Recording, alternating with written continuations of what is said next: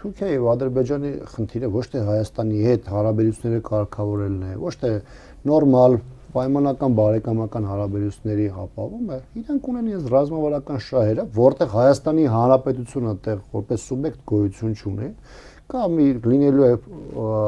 ֆորմալ առումով պետություն, որը գտնվելու է ամբողջապես իրենց կախվածության տակ, եւ բնականաբար իրենք որևէ ձևով հնարավորություն չեն տալու, որպեսզի Հայաստանը իր հնարավորությունները զարգացման օգտագործի եւ ռեգիոնում որոշակի առումով գործուն լինի։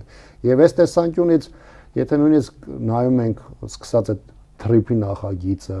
նայում ենք ադրբեջանական գործողությունները, Թուրքիայի, որոնք կառուցված են, արտահայտում են նաեւ հրապարակային են շատ արտահայտվում,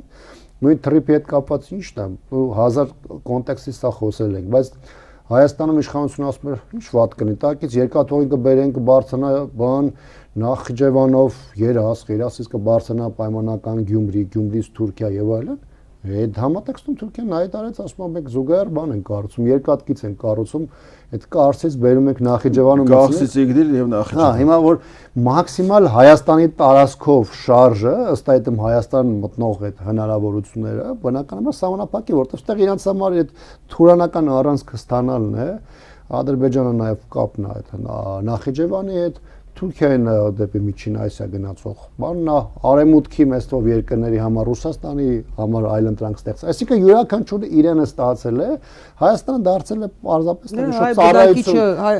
Հայաստանի բնակիչը դուրս կմղվի, անտանելի կդառնա իր կյանքը, ոնց որ Նախիջևանում, չէ՞, այսպես։ Այսինքն իրական մեջ անել է, որ Հայաստանը այդ process-ներից դուրս մնա, մաքսիմալ քանվի Հայաստանը